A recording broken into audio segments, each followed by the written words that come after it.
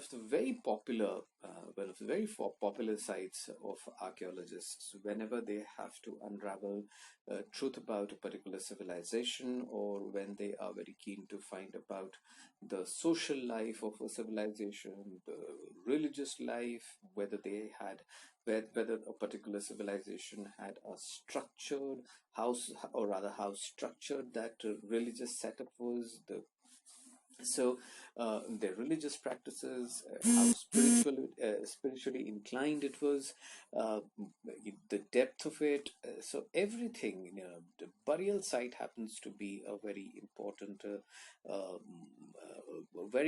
mark to really understand a particular civilization, and that's what the archaeologists have and the historians have attempted even in Indus Valley. And the Harappan civilization was, as we know, that one of the earliest civilizations, and it. But the burial sites have, especially in Harappa, are quite unique, and especially the burials, there is an enormous amount of similarity the way uh, we do it even now. Okay, in India today we do it, and in fact in many parts of the world. Now, firstly, even today, when if you ask your parents, they'll tell you that the dead bodies in South Asia, they are always arranged north-south after the death of a person. Now, this was the same thing which was done during the Indus Valley civilization, where the graves were in the north-south direction. Okay, now that's quite unique, and even the dead bodies were in the supine position. What is supine position? It is essentially the way we have it now, even today. The dead body is always laid with its, with the back on its back, rather. Okay, where the face is looking at the sky and the torso is very much looking, exposed to the air, and the body is on its back. Now, that's how the bodies were cremated then. Now, that is something which we do even now. Okay, and then one very interesting thing is that the favorite items of the person who was dead was buried along with those dead bodies. Now, this is something which was not very unique to, you can say, only the Indus Valley people. In fact, almost every contemporary ancient civilization, right from the Egyptian to the Mesopotamians to the Chinese even, they used to have their favorite items, uh, buried along with them, their favorite items of use. And if you talk about Mongols, though it happens to be much later, if you talk about people from China and the Mongol race,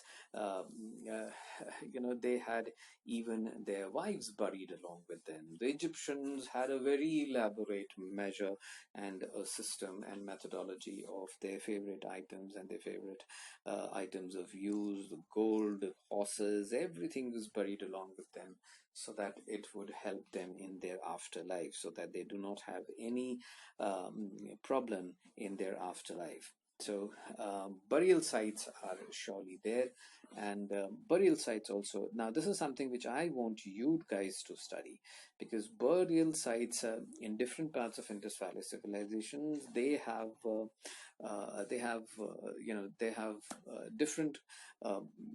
different revelations to make. Because certain sites have something else to tell us. There are certain sites which are very, very contradictory to our findings.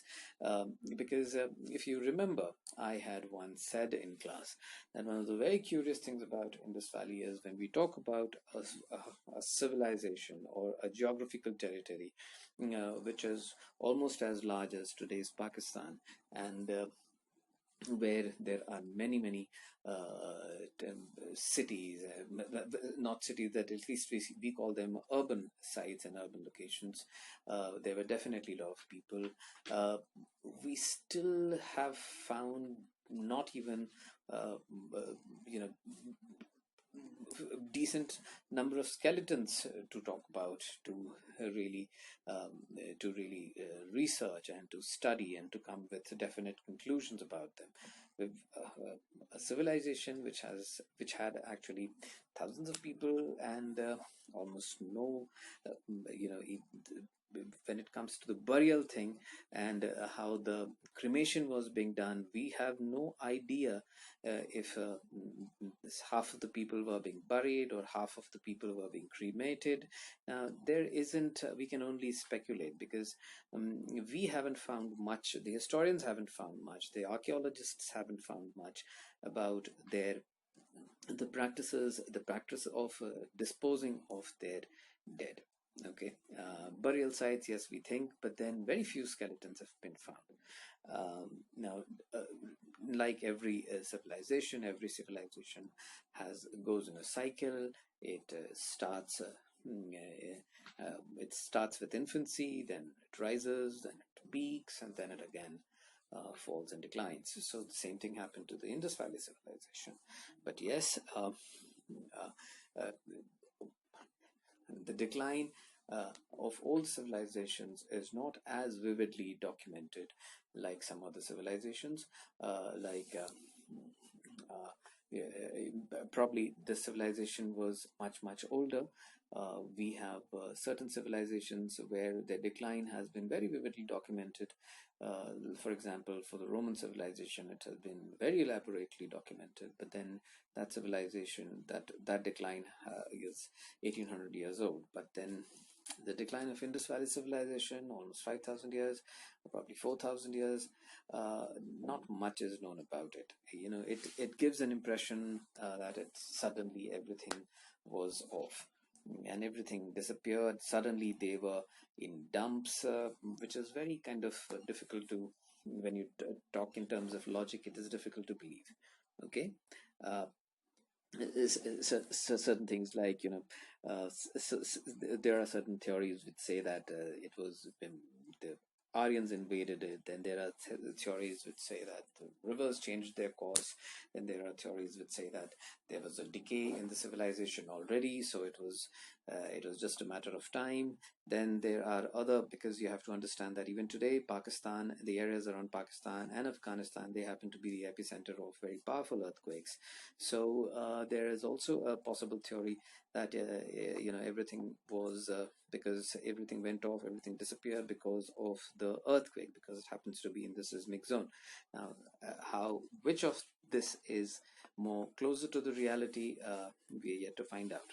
So students, I'll give you an assignment there. I have just covered the outline of it and I have just touched the important points, but I want you to actually connect the dots, and I want you to discuss this among yourselves and make an assignment, which I would surely give it to you. I want the rest of, though I have covered most of it, but I want some part of it to be unraveled and researched by you. Okay, thank you. Bye.